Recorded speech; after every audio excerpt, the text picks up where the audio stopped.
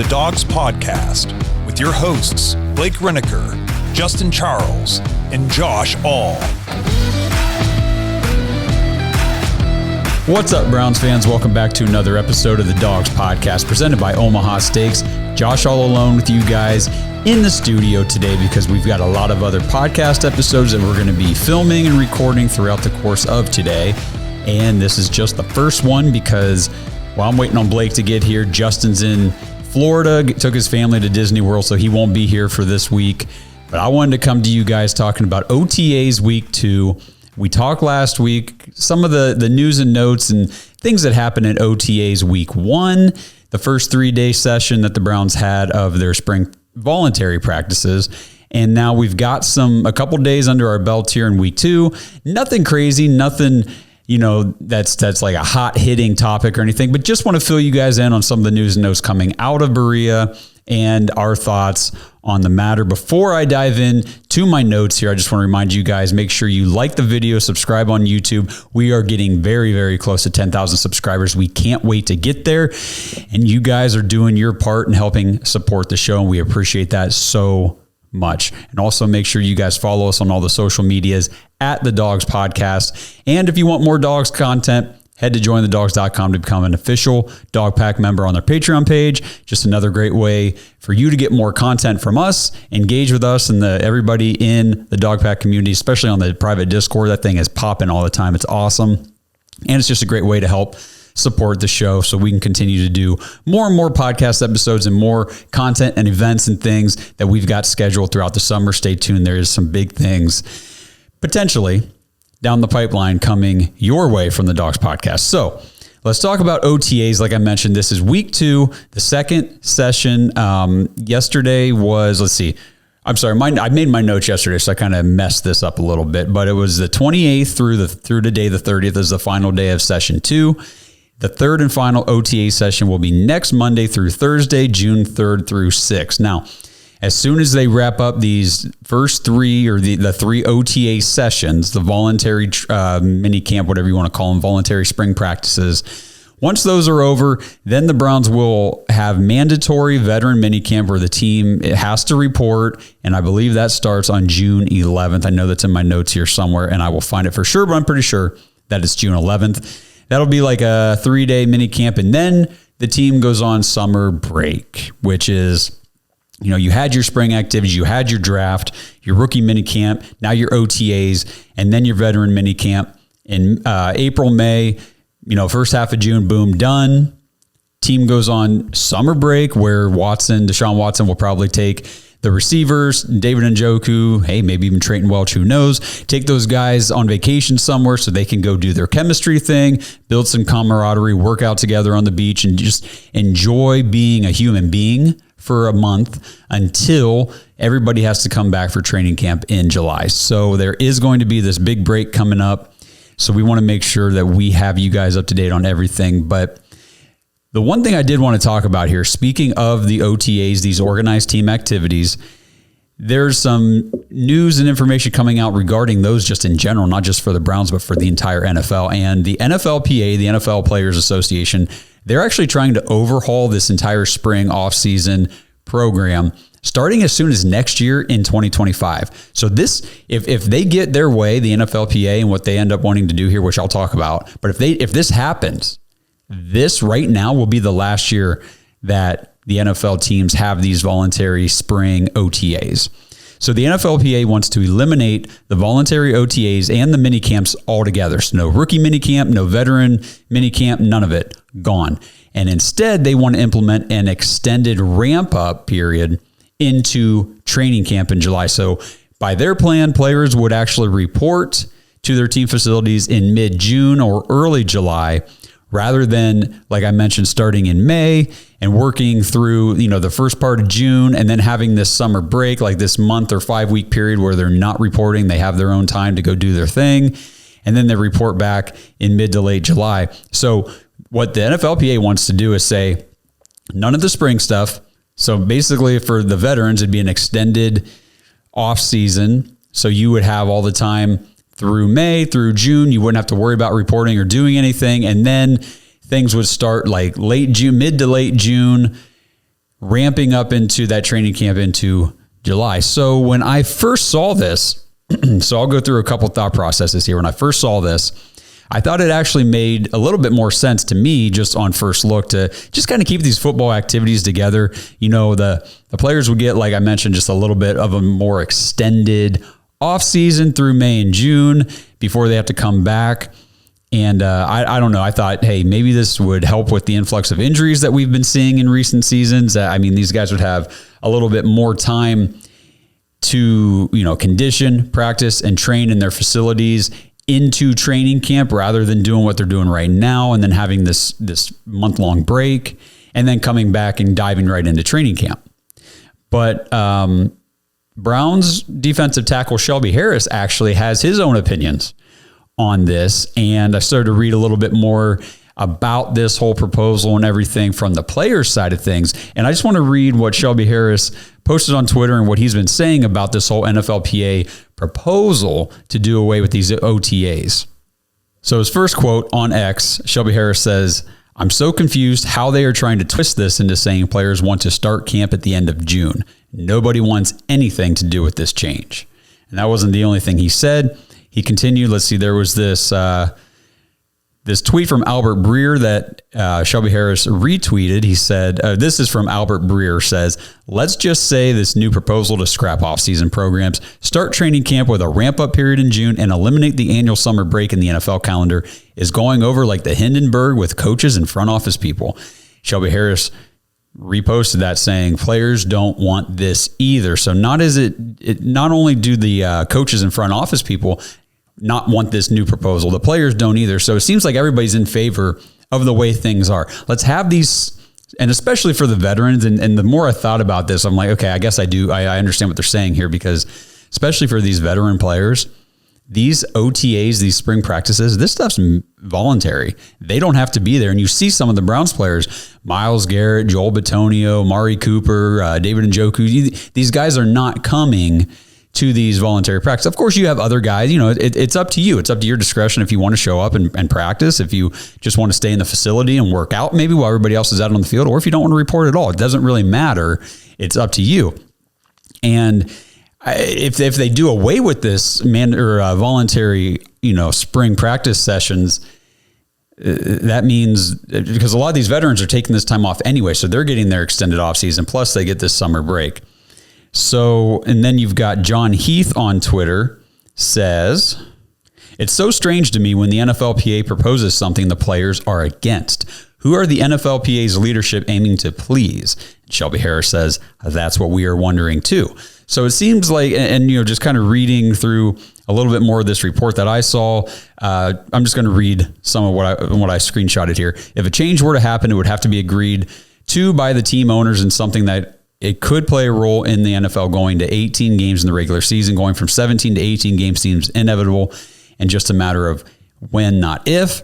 Training camp is a gauntlet in its own right and getting ready for the NFL season. So lasting in parts of 3 months seems like a bit much," which I understand that now, because now you're talking about training camp instead of being half of July and August. Now you're talking probably half of June, all of July and August. Though much of the early part of the game would be a ramp up of strength and conditioning. As it currently stands, players normally have a lot of June and into late July off as a time to get away. With the change, it would make May more of the off month for all. You know, we've been talking a lot more recently about these NFL players being human beings. They've got families, they've got other things in their life. Now, of course, I understand. I'm sure there's people watching this and listening to this are going to say, these guys are getting paid millions of dollars. They should be there all year round. Whatever, you know, you can have your views on money and at what certain price point you get paid, do you stop having the privilege of being a human? But I don't think there's any. So these guys need time off. We know that the NFL season is a total grind. It lasts for a long time. These guys report in late July. They go in late July, August, September, October, November, December, January, and then if you're playing through the playoffs, obviously it's all of January. And hopefully, if you're the right team, if you're doing the best that season, you're going into February as well. And then you turn around, you have this short off season, and all of a sudden it's April, it's draft, it's May, there's OTAs. I mean, it's June, and all of a sudden you're looking at, well, training camp's next month. I think mentally these guys need a break, and I originally, when I saw it, I thought, okay, I don't really understand the big deal about this, but then reading from the player's perspective made a little more sense. So let me know what you guys think about this proposal from the NFLPA to, just completely do away with OTAs and the spring practice program and just do a very long extended training camp through the summer and into the season. I am definitely, the more I've looked into this and thought about it, definitely more on the players' side of things now, where let's not do that to these guys. This is what they do year round anyway, whether they're at the facility or just training on their own and staying sharp. So, let's give them that summer break without forcing them into, facility time away from their families. They miss most of their kids' school years as it is. Let them have the summer with their kids and their families and leave it as it is if that's what the players are most comfortable with. So I'll get Blake's opinion on this, and maybe we'll wait till next week and talk to Justin about it too and just see if they've got any other viewpoints or anything about this. But I think if the coaches, front office, and players are all against it, I would imagine it would have a hard time getting the support it needs to pass. Okay, more great news. We talked about it last week. Deshaun Watson once again throwing at OTAs to kick off the week, which would have been on Tuesday. And, that was during the open media session. So, it seems like the Browns are very comfortable. Deshaun Watson's very comfortable having the media be present for his throwing. They're not trying to hide anything. They're not trying to say, well, okay, he might not be 100%. We want him out here, but we don't want anybody to see him. They don't care. He's wide open to the media. They're letting him throw. And, we got a couple more highlight clips. We got a nice video of Deshaun Watson throwing a nice deep pass to Elijah Moore, who, by the way, Elijah Moore, we'll talk about in a little bit, but he was not present last week during the first session of OTAs, but he is there this week. So I mentioned it last week. I'll do it again just for all of you nonsense, haters out there. I get that this is May. I get that this is helmets and shorts. They're not playing against a defense. I understand all these things. What this specifically, there were a couple highlight videos of Deshaun Watson throwing nice passes, but it was the one to Elijah Moore that I really watched this one a couple times, and here's why, okay? I slowed it down because I wanted to see the mechanics of him throwing. I don't care if there's no defenders on Elijah Moore. I don't care about any of that stuff. I care about, because whether Deshaun Watson's in pads or just out there throwing the ball in a, orchestrated, controlled drill, what does his throwing motion look like? He just had major surgery on a broken glenoid or fractured glenoid bone in his throwing shoulder, something that we really don't have a whole lot of precedent for how a professional NFL quarterback recovers from that type of injury. There, as far as I know, there haven't been any others to this degree or what Watson actually sustained himself. So I need to see it. I want to know, what does he look like out there throwing? Last week, Kevin Stefanski was quoted saying Watson's out there, he looks like himself. And after watching the video slowed down, I agree. I think he really does look like himself. His release looks good. It looks normal, fluid. The ball comes out with good velocity. He's got a tight spiral. And, again, you're probably thinking it's OTAs. Who cares about those kinds of things? One fear that many fans had this entire time, maybe still have, is the throwing motion. Look, and we use it all the time as the example. Look at the throwing motion of Cam Newton after he had both of his shoulder surgeries. His throwing motion got shorter. It started looking more like he was shot putting the throws. He couldn't really elongate his arm, extend. The deep throws were gone. Everything was short and just looked pushed. And it wasn't fluid anymore. And so far, I haven't seen any of that with any of the clips, the highlight reels, the footage that has come out of Deshaun Watson throwing at camp. He truly does look normal. He looks like he never injured that shoulder. It looks fluid. And that's what I have been the most, if I'm apprehensive about anything with Deshaun Watson, it's not his playing on the field. You guys know how I feel about that. I come from the perspective of, actually, when he played in 2023, he actually played pretty damn well, all things considering. We only got 3. Actually, we didn't even get 3 games. We got 2.5 games without him having a shoulder injury. He injured the shoulder in the 3rd game against Tennessee. And every time we saw him on the field after that, he had something wrong with his shoulder. So we did not get a whole lot of opportunity to see what he could do without that shoulder injury. But to see him back on the field, throwing the ball, the way that he is, and everything just looks natural again. And you might hate Deshaun Watson, but I'm telling you, you know what, if you hate him, you probably don't want to listen to this anyway. But for everybody else, you guys have to understand. Take the media headlines and the media BS out of it. Deshaun Watson is one of the best quarterback athlete players we have at the professional level in sports today. I know that's going to throw some people for a loop. You're going to say, yeah, right, he hasn't proved it since 2020, blah, blah. Just athletically, this guy is a true athlete, and he has been a successful quarterback at every level, including the NFL. There's a reason why the Browns did what they did to bring him in. And what I'm just trying to get across here is that watching the videos of him throwing already here in May after the shoulder surgery encourages me that the athlete that is Deshaun Watson at quarterback is still there. And the nice thing is, this wasn't a knee injury. This wasn't an ACL or an Achilles or something like these other quarterbacks are coming back from. It's an upper body. Now, I get it's his throwing shoulder, but the lower body stuff, you really have to be more concerned. Well, is this guy going to play more hesitant? Is he not going to run? Is he going to be favoring something? Is there a re-injury risk? By all accounts, the surgery was a complete success. 100% recovery is expected. And so far, we have no reason to suspect anything else. So I read that now there's a possibility or, a hope that maybe Deshaun will be doing back-to-back throwing days whenever the mandatory minicamp starts in. I was right, June 11th.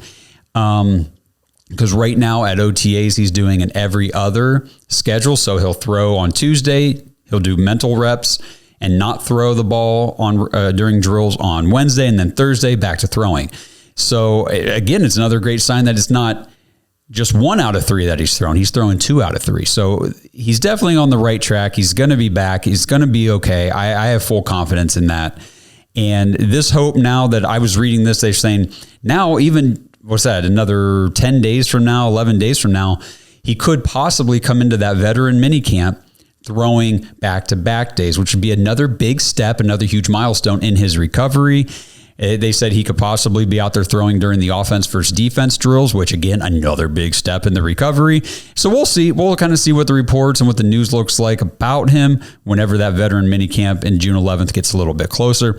But again, the fact that we're even speculating here in May that just less than 2 weeks away, he could be doing back-to-back throwing days. He could be running offensive drills against defensive fronts and all this kind of thing. That is very, very great news if you're a Browns fan, because if you're a Browns fan and you want this team to succeed, then you want Deshaun Watson to succeed, because this team does not succeed without the quarterback. We've seen that across the league. I don't care how great New York Jets, awesome defense, great team all around. They lose their quarterback, done. Don't even talk about them anymore because they don't have a shot. Now, the Browns were able to pull some magic out of their butts last year with some quarterback Russian roulette, and they made some magic and got to the playoffs, but that's not repeatable every single year. We need our guy healthy, on the field, ready to go. So again, I've been saying this to people on social media, these so-called fans. I'm sorry, I hate to call, I don't like to call out anybody's fandom, but the people that say, oh, I root for the Cleveland Browns, but I'm rooting for Deshaun Watson to fail because I don't like him,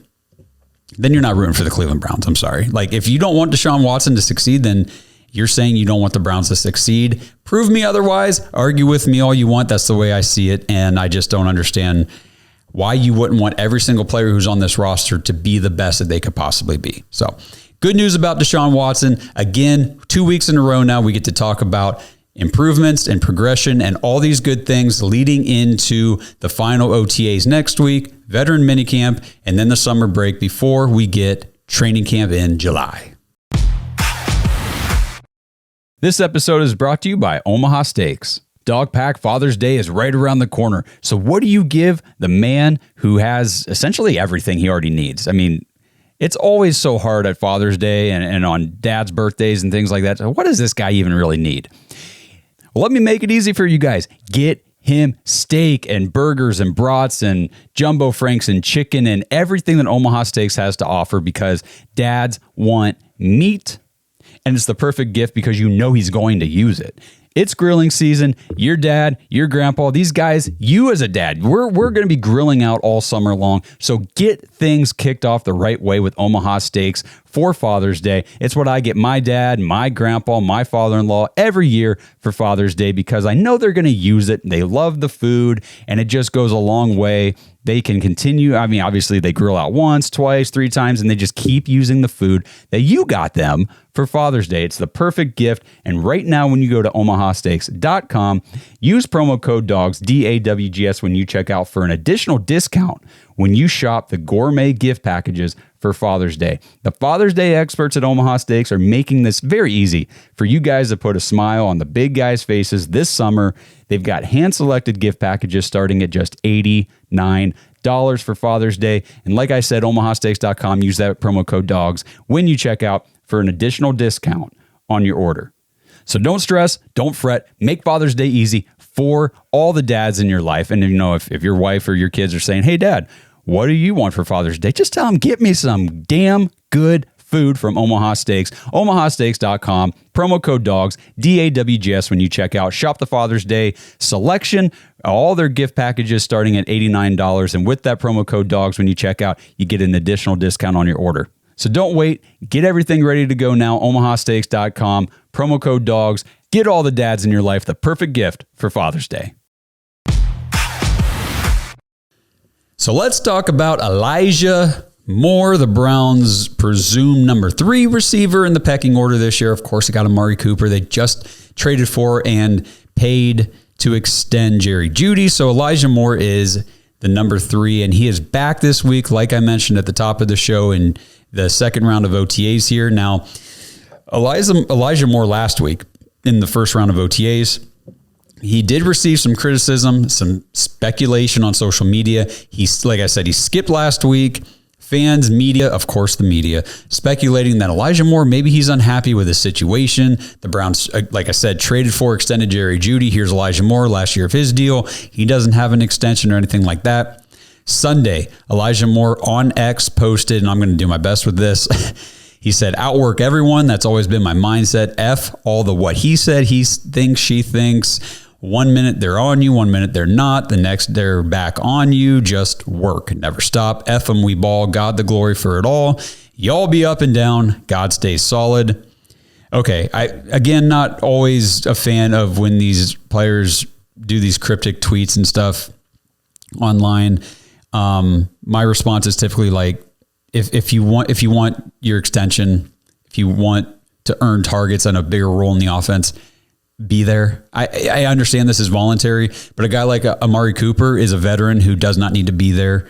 He is the wide receiver 1. He has earned everything that he has on this team, and we are fully confident that he will produce as long as he's healthy. So Elijah kind of need to be there, dude, and I think he got that message. So like I said, he's back. He's there this week, and this has been my stance on Elijah Moore, and it has not changed. I still think that Elijah Moore is a solid NFL wide receiver. I really do. I think he has been utilized incorrectly pretty much his entire career. Even with the Browns last season, they used him a lot early on as a slot receiver.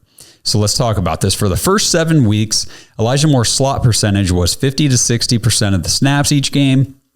After that, week 7, the snaps kind of flipped, and he was lining up out wide more often. And when he started lining up out wide, you saw games where his production improved over those first 7 games of the year. He had his biggest games. He had 6 for 60, 4 catches for 83, and 5 catches for 61 yards. And those all came in that stretch when he was at 55% or higher. And I think 55 was the lower. Everything else was 60 or maybe 65 and above. When he was lined up out wide, he had a 70% out wide in week 17 against the New York Jets. We saw him have a great game in that one. And I know there's this notion, and I think the Browns, they start the season this year in 2024 with a better understanding of where you can best utilize your wide receiver in Elijah Moore. I mean, he's got the speed, he's got the contested catch ability to operate on the outside, and I think that, people have this misconception that just because a guy is a smaller bodied receiver, well, that's a slot receiver. Well, he's 5'10", 185 pounds. That's a slot receiver. That's not necessarily the case. I think that Elijah Moore is a better outside receiver. What you need to be a good slot receiver is you got to be able to operate that intermediate area of the field. You got to be able to create separation. Your route running's got to be on point. And it just seems like Elijah Moore's skill set is a little bit more better utilized on the outside. So if it were me, that's what I'm pushing for. That's what I'm hoping for. I think we're going to see a lot more of Jerry Jeudy lined up in the slot. Jerry Jeudy has a very good yards after catch ability that we will be talking about as the season gets closer, and we'll hype him up a little bit because there are some deeper metrics that show Jerry Jeudy is a dangerous weapon once you get the ball into his hands. I think that, Amari Cooper, and then is on the outside. You're going to have a mix of Elijah Moore and Cedric Tillman on the outside opposite of Amari Cooper. Obviously, Elijah Moore is going to bounce between the slot and outside. These guys pretty much all do. Jerry Judy's going to do it. Amari Cooper does it. But I think that the snap percentages for Elijah Moore are going to be more in favor of his alignment out wide in 2024 than they were in 2023. So that's kind of my take on Elijah Moore. Just put him in the place where he, metrically, analytically, it shows that he produces the best, and just let him go and see what he can do. So I'm very excited to see what this offense looks like under Ken Dorsey with all of these guys ready to go here in 2024. Moving into Wyatt Teller. Last week, Wyatt Teller talked about rookie Zach Zinner. This week, he gave a little insight into the new offensive line coach, Andy Dickerson. Wyatt Teller, quote, said, "Coach Andy Dickerson, he's awesome. He's getting after us, making sure we're running, making sure that we're in the right places and everything like that." I mean, that doesn't change from coach to coach. It's a little bit of a transition. It's different. But at the end of the day, he learned under Bill Callahan. So a lot of his techniques, a lot of his jargon is Bill stuff. So I'm excited. Again, I'm excited about the entire offense. But the offensive line, I want to see how it looks under Andy Dickerson. Now, you guys, us, Browns fans in general, we love Bill Callahan, probably the greatest offensive line coach of all time in the league right now, all that kind of stuff. But, we've talked about it. We got to acknowledge there was a noticeable dip, a drop off in the run blocking production over these last couple seasons. I know a lot of that had to do with injuries, but overall, it was one area, the offense and the line specifically, that seemed to be underperforming relative to the expectations. The expectations were this is a top 5 offensive line in the league. And I think pass blocking wasn't bad. I think pass blocking held its own, especially even last year, with all the injuries. But it's the run blocking stuff that it's just we should be doing a little bit better in that department. So, with Andy Dickerson most recently being the offensive line coach in Seattle, we know how Seattle under Pete Carroll, the Seahawks ran the ball a lot. They made use of some lesser talented offensive lines and still manufactured production and run games. So I am expecting to see run blocking be better in 2024. I'm expecting the run game to be better now that we've got D'Onta Foreman and Jerome Ford coming back again. I think kind of takes some work off of him, let Foreman. And we're really excited about Aiden Robbins. So we will see what happens with the running game. But speaking of the running backs, one guy that I've found some information about here, some updates that I wanted to, because he's a guy that slips our minds a lot too. The Browns did sign Nyheim Hines. And I think with all the talk about Nick Chubb's recovery from his knee injury, we've been talking a lot about Aiden Robbins. Obviously, we had him on the show, and we're very excited about him. Like I mentioned, D'Onta Foreman, Jerome Ford. We have not seen a ton of updates on Nyheim Hines, and he's another guy. So the Browns don't just have Nick Chubb coming off a knee injury from last season. They've also got Nyheim Hines. Hines suffered, if you watched my running backs episode earlier in the offseason, you know the kind of backstory on Hines. I'll kind of refresh here. Suffered ACL injury in a jet skiing accident, just kind of a freak accident in his time off. I guess that would have been during the summer break last offseason. He was with the Bills back then. He missed the entire 2023 season. So this is where, we always talk about age with running backs and guys returning from injuries.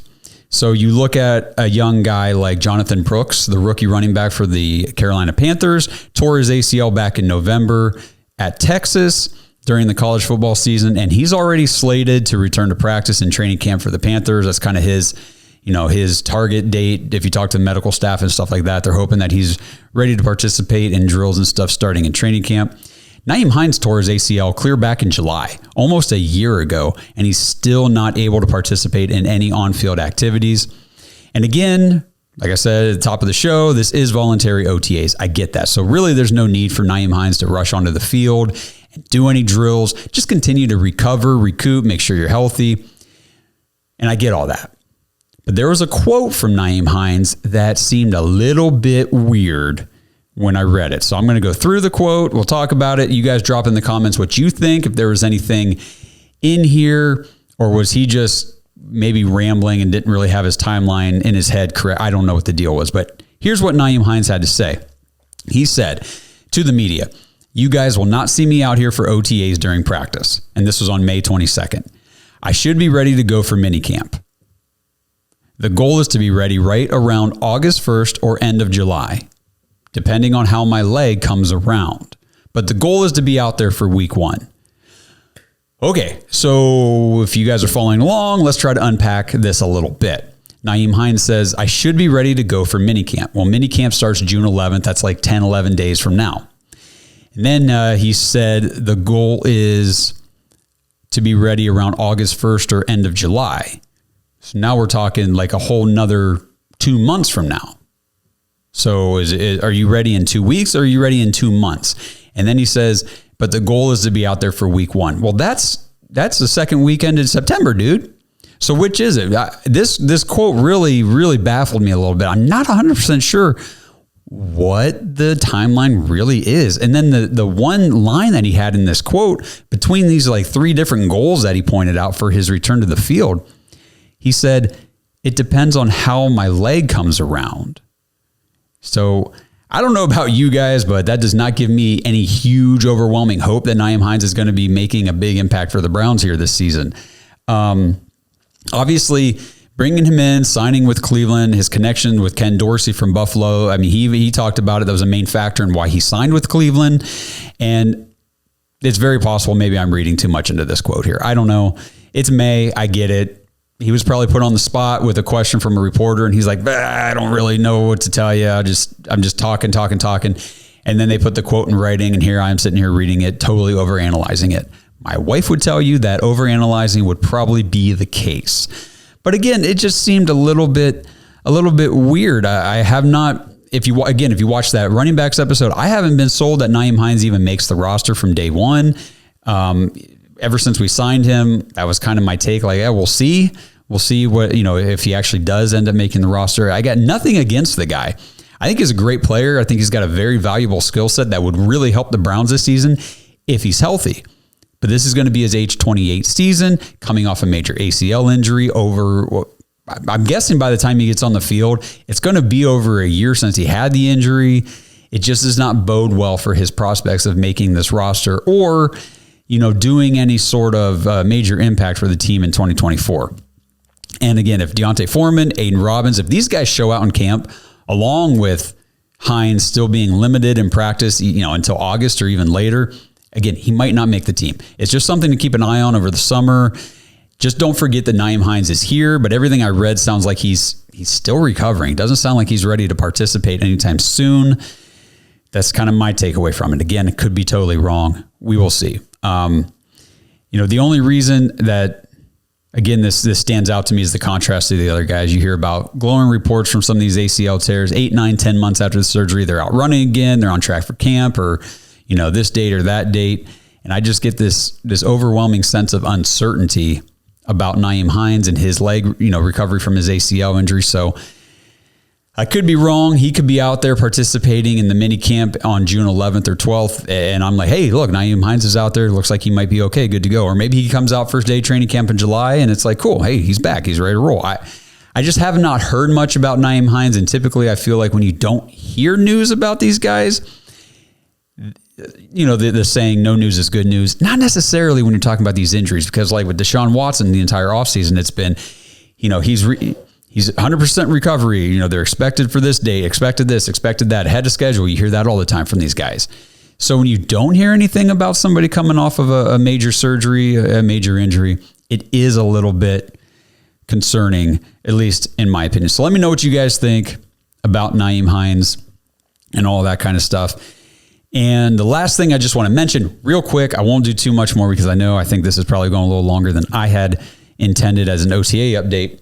But there has been some rumors, and I haven't found anything concrete linked to the Browns, but Mary Kay Cabot is at least speculating that and you gotta love the way she words things. And I don't have the quote in front of me, but I'm pretty sure it was something like, if Deshaun Watson were to suggest the Browns bring in his former college teammate, wide receiver Hunter Renfrow, then the Browns may consider it. Great job, Mary Kay. If I suggest that you guys go get Omaha steaks because you like meat, if you're really big into steak burgers, you just might consider it. See, and that's just kind of it's the way she words these things. It just drives me nuts. But again, she is more plugged into the team than a lot of people. So the fact that she's throwing she was all over. The Browns could be one of the teams, in the running to go play in Brazil to open the season against the Eagles. And a lot of people are like, nah, that could never happen. Well, it turned out the Browns, she had all the facts right behind her speculation, and they ended up being the last of two teams to be decided between which one was going to go. So, again, looking into Hunter Renfrow, I'm not going to dive too much into it here. We'll have this discussion with Blake and Justin. We'll talk more about Hunter Renfrow, but man, I know I've seen a lot of people on social media because we've been posting about it, and they're saying, man, the wide receiver room's stacked. We don't need any more players. And then, of course, there's the haters. Like, if Deshaun Watson can't do anything with these wide receivers that we already have, why waste any more assets? Like, any more assets? You're bringing a guy in on a contract, probably a 1-year deal just for camp to see what he's got. If he doesn't have anything, he doesn't even make the roster. But I do like Hunter Renfrow. I think that he's underrated as far as like route running and what he could add to the team. Now you want to talk about a good slot receiver, a good guy that can get open, move the chains, and be what everybody thought that Elijah Moore was supposed to be, which, again, I think he's more of an outside guy than a slot guy. Hunter Renfrow, though, does have a really strong connection with Deshaun Watson dating back to Clemson. They play college together. He caught the game-winning touchdown pass against Alabama to win the national championship game. So we will see. And I don't doubt what Mary Kay says. If Deshaun Watson were to go to ownership or the front office guys and say, hey, I think you ought to give Hunter Renfrow a call and just kind of see if he's interested in coming in for a workout and see what he's got.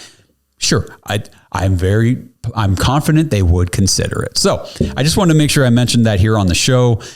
The talk about Hunter Renfrow, nothing's been reported. There's nothing concrete, but just to put the idea out there in your guys' heads to add him to this wide receiver room would at the very least make training camp much more competitive and interesting and just give the Browns a better advantage as far as wide receiver. Because if somebody beats out Hunter Renfrow, well, that's great. That means that guy leveled up to the competition and showed out during camp and beat out a former Pro Bowler.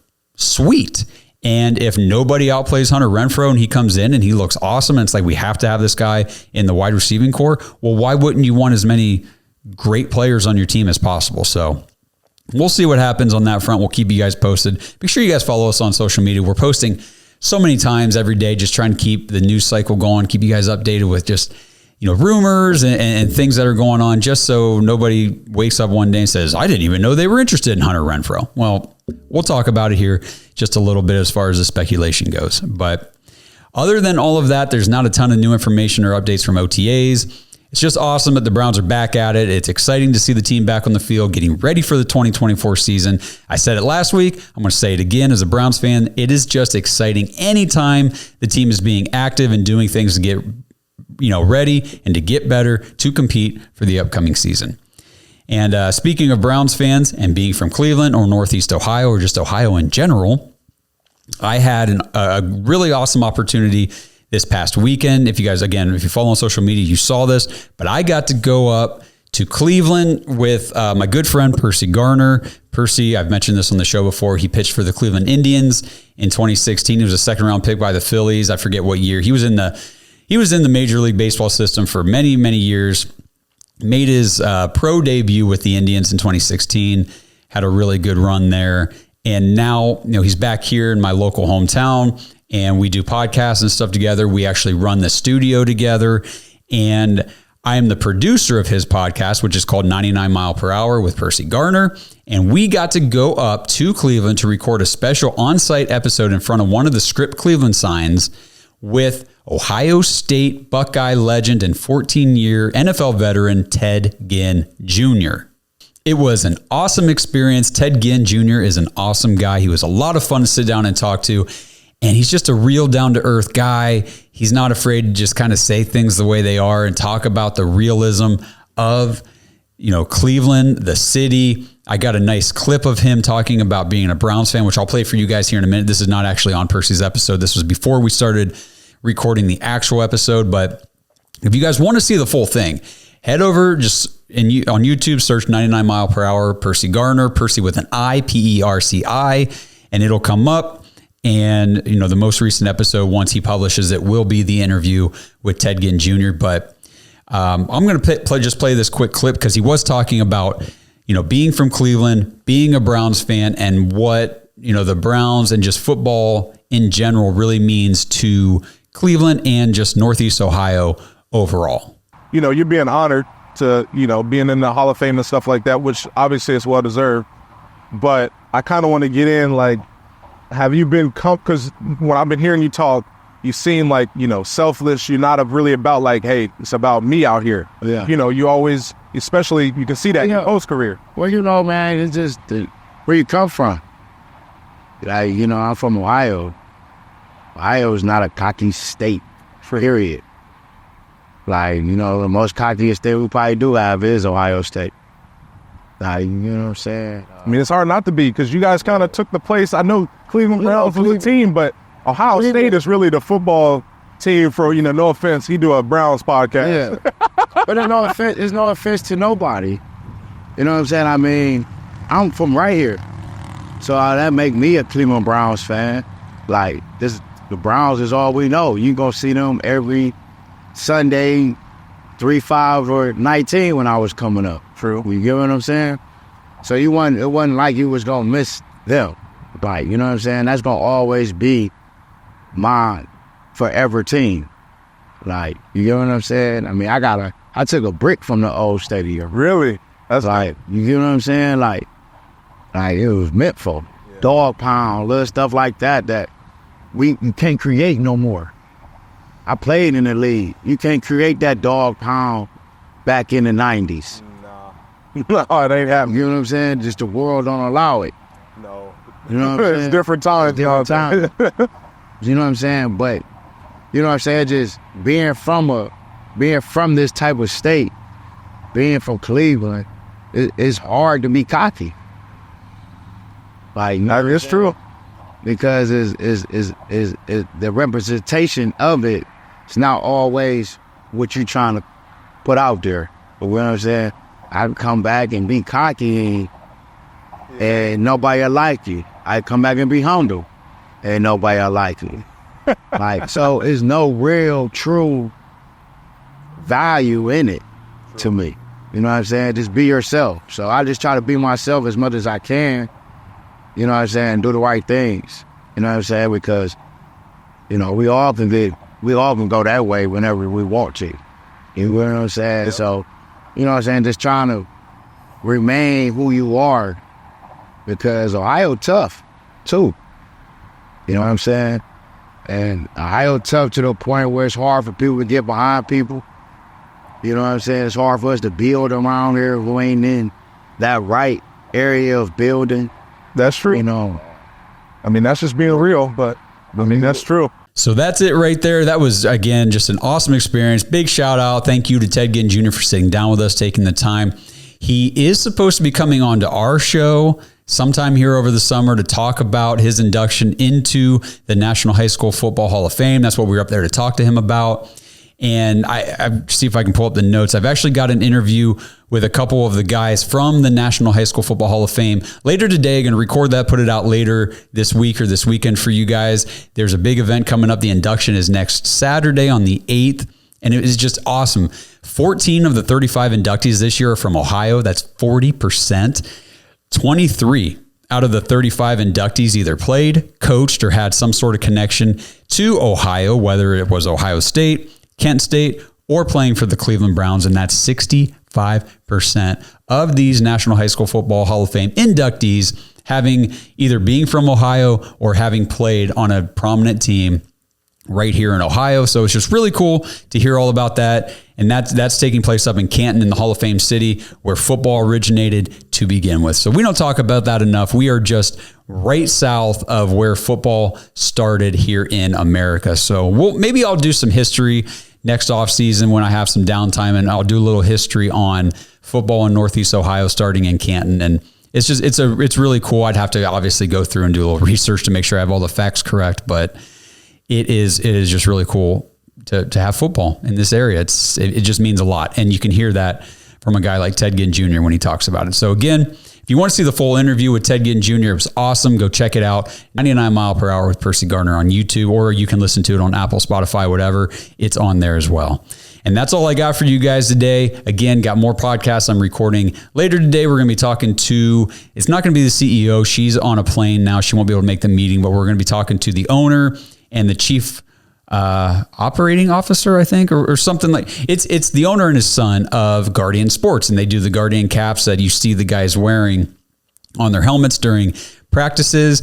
And this season, it will be the first one where guys can actually wear them during games in the NFL. I don't know how many of you guys knew that, but we are going to be talking to them about that. And then you guys will get to see that interview later on this week. So I hope everybody already has had a great week. Have a great weekend coming up. And again, just stay plugged into what the Browns are doing. Stay plugged into the Dawgs podcast, where we're coming to you with more content to make sure that you have stuff to watch and listen to, and just keep tabs on what's going on with our favorite team in the world, the Cleveland freaking Browns. It's going to be an awesome season. Fan hard, don't fan scared, and just continue to walk this journey with us. It's been a ton of fun. We appreciate everybody tuning in. Again, like and subscribe on YouTube, follow the channel, and tap the notification bell so you don't miss any of these new episodes, any of these new interviews that will be coming out shortly. We've had a lot of players on recently, and we do have a lot of feelers out there for more players in the future. Again, we're trying to link up with other guys in this National High School Football Hall of Fame as well, guys like Terrell Pryor and Josh Cribbs and things like that as well. So stay tuned. We're going to bring you guys more content. And as always, until I see you guys in the next one, let's go Browns. This episode is brought to you by Manly Bands. Dog Pack, if you followed the show for a while, you know that I recently got married. I got my wedding band at Manly Bands. Now, I opted for something a little more simple, so I just got a plain, simple, gold, polished band from Manly Bands, but that's not everybody. And I'm telling you, they've got so many cool different designs and materials available. They've got bands made out of Jack Daniel's whiskey barrels, meteorites, even dinosaur bones. It's so cool. Just head to manlybands.com, check out the selection, see what they have. They've even got build your own bands if you want to make a custom style band for yourself. And right now, use promo code DAWGS, DAWGS, at manlybands.com when you check out, and you'll get 25% off your order. 25% is a big deal. So make sure, if you guys are looking for a new wedding band, Blake mentioned last week or two on the show that, he's lost a lot of weight in the last year. And so his wedding band is a little too big for him. So he's thinking about getting a new one. And I told him, I said, just go to Manly Bands, see what they got. And the 25% off your order is such a great deal. You really can't beat it. So at least go check it out, see what they have. They've got some really cool stuff. And again, promo code DAWGS, DAWGS, if you decide to buy one, and you'll get 25% off of that purchase. If you don't know your ring size, you can order a free ring size guide. They'll ship it straight to you. You can punch out the little rings and put them on your finger to see which size fits you best. And then every single band you order comes with a free silicone ring for whenever you want to work out or go swimming or whatever you need a silicone band for. You get one for free shipped with your purchase of a Manly Band from manlybands.com. So check it out. Again, manlybands.com. Use promo code DAWGS for 25% off your order.